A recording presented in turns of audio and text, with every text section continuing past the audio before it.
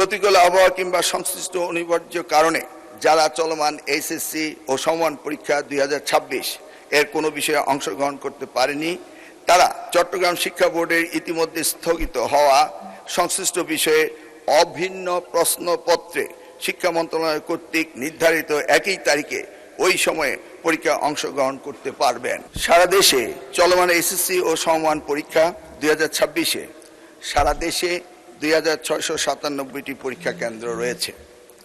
12,70,583 জন পরীক্ষার্থী অংশগ্রহণ করেছেন। সম্প্রতি ভারী বর্ষণ ও বৈরী আবহাওয়ার কারণে চট্টগ্রাম শিক্ষা বোর্ডের অধীনস্থ 5টি জেলা তথা চট্টগ্রাম, কক্সবাজার, খাগড়াছড়ি, রাঙ্গামাটি ও বান্দরবনে অনুষ্ঠিতব্য পরীক্ষা স্থগিত করা হয়েছে। চট্টগ্রাম শিক্ষা বোর্ডের বাইরেও ঢাকা সহ দেশের কিছু কিছু জেলায় বিচ্ছিন্নভাবে কিছু পরীক্ষার্থী বৈরী আবহাওয়া ও বহুবিধ কারণে নির্ধারিত পরীক্ষায় অংশগ্রহণ করতে পারেনি।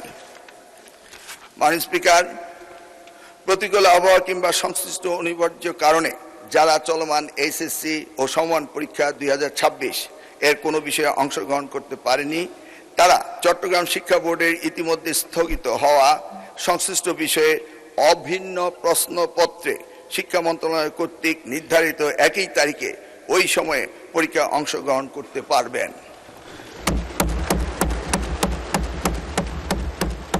মাননীয় স্পিকার, যেহেতু এইচএসসি পরীক্ষা শিক্ষার্থীদের জীবনে একটি অত্যন্ত গুরুত্বপূর্ণ ধাপ, তাই বিশেষ বিবেচনায় এই বিশেষ সুযোগ প্রদান করা হলো। মাননীয় স্পিকার, পদার্থবিজ্ঞান প্রথম পত্রে ভুল প্রশ্নপত্র প্রণয়নের দায়ী ব্যক্তিদের ইতিমধ্যেই সাময়িক বরখাস্ত করা হয়েছে। মাননীয় স্পিকার, আমি আবারও আশ্বস্ত করছি, পদার্থবিজ্ঞান প্রথম পত্র 6 নম্বর প্রশ্ন এবং 7 নম্বর প্রশ্নে যে ভুল হয়েছে তার জন্য পরীক্ষার্থীদের পূর্ণ নম্বর দেওয়া হবে। মাননীয় স্পিকার, আপনাকে অশেষ ধন্যবাদ। আপনাকেও ধন্যবাদ মাননীয় শিক্ষামন্ত্রী। আপনার 300 বিধিতে প্রদেয় বিবৃতিটি রেকর্ড করা হলো। ধন্যবাদ আপনাকে।